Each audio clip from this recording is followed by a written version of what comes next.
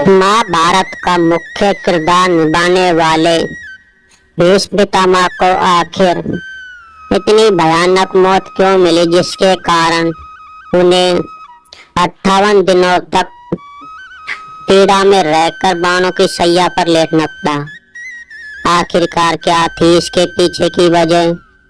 एक बार जब श्री कृष्ण भीष्म पितामह के पास आते हैं तो पितामह कहते हैं कि मैंने ऐसा कौन सा पाप किया है जिसके कारण मुझे इतनी दर्दनाक मौत मिली है।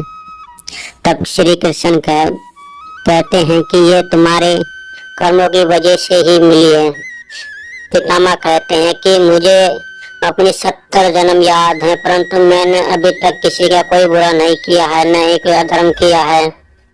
तभी श्री कृष्ण कहते हैं कि तुम्हें सिर्फ अपने 70 जन्म याद है, परंतु तुम अपना 72वां जन्म नहीं देख रहे हो, जिसमें तुम एक राजा थे। जैसे ही तुम मार्ग में चल रहे थे, तुम्हारे मार्ग में एक सर्पणी आ गई थी।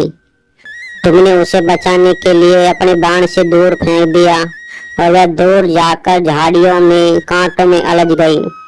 जैसे ही उसने खूब सुलझने की कोशिश की, परंतु उसके कांटे उसके शरीर में घुसते गए। इस तरह वह भूख प्यास रहते हुए और कांटों को अपने शरीर में डुबाते हुए 58 दिनों तक जीवित रही और अंत में प्राण त्याग दिया। इसी कर्म की वजह से ही तुम्हें इतनी भयानक मौत मिली है। कहा जाता है कि उस सर्पणी के श्राप के कारण ही पितामह को इस जन्म में ये बाणों की सैया मिली। कहा जाता है पितामह भीष्म का शरीर वज्र का था, परंतु जैसे ही शिखंडी की नजर उस पर पड़ी, उसका शरीर दुर्बल पड़ गया। और कहा जाता है कि पितामह ने यह दुर्बल शरीर शिखंडी के श्राप को पूरा करने के लिए ही किया था। कहा जाता है कि पितामह के शरीर को भेदना किसी भी योद्धा के लिए नामुमकिन था, परंतु पितामह ने शिखंडी के इतने जन्मों के इंतजार को खत्म करने के लिए और उसे इस श्राप से मुक्त करने के लिए कि वह बनाई है, इसका लालच मुक्त करने के लिए भी पितामह ने उसके श्राप को स्वीकार कर लिया और अपनी मृत्यु को गले लगा लिया। कहा जाता है जैसे ही शिखंडी उस पर बाण चलाती, वह बाण उसके शरीर को छूते ही गिर जाते थे, परंतु जैसे ही शिखंडी का हाथ अर्जुन के हाथ में लगा तो अर्जुन से निकले हुए बाण इतने तीव्र थे कि उन्होंने पितामह भीष्म के शरीर के आर पार हो गए। कहा जाता है कि जैसे ही बाण पितामह के शरीर पर घुसते हुए आर पार निकल जाते,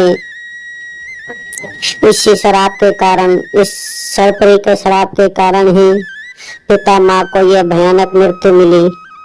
और कहा जाता है कि जैसे ही सैया मिले, श्री कृष्ण वहां पर आते हैं और उनकी समस्त वेदनाओं को हर लेते हैं और अंत में उन्हें अपनी माता के आंचल में समा जाने का वरदान देते हैं।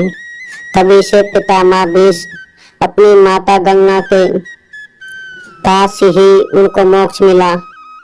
कहा जाता है कि पितामह भीष्म को कैलाशपति महादेव के साथ रहने का ही सौभाग्य प्राप्त हुआ और वे मरने के बाद भी वहीं पर ही रहे। पितामह भीष्म की शक्तियों का आकलन करना किसी भी योद्धा के लिए संभव नहीं था, न ही उसे मारना संभव था, क्योंकि उसके पास अपना पिता शांतनु से दिया हुआ इच्छा मृत्यु का वरदान था। और वे कहा जाता है कि पितामह भीष्म जब भी युद्ध करते ऐसा लगता जैसे चारों तरफ से ही पितामह भीष्म युद्ध कर रहे थे, परंतु उनके जीवन में अनेक श्राप थे जिसके कारण उन्हें यह दर्दनाक मौत मिली। इसलिए आपको इस वीडियो में समझ आ गया होगा कि पितामह को बाणों की सैया क्यों मिली। यदि आप इससे सहमत हैं तो कमेंट में अपनी राय अवश्य बताएं और वीडियो को लाइक करना भी ना भूलें।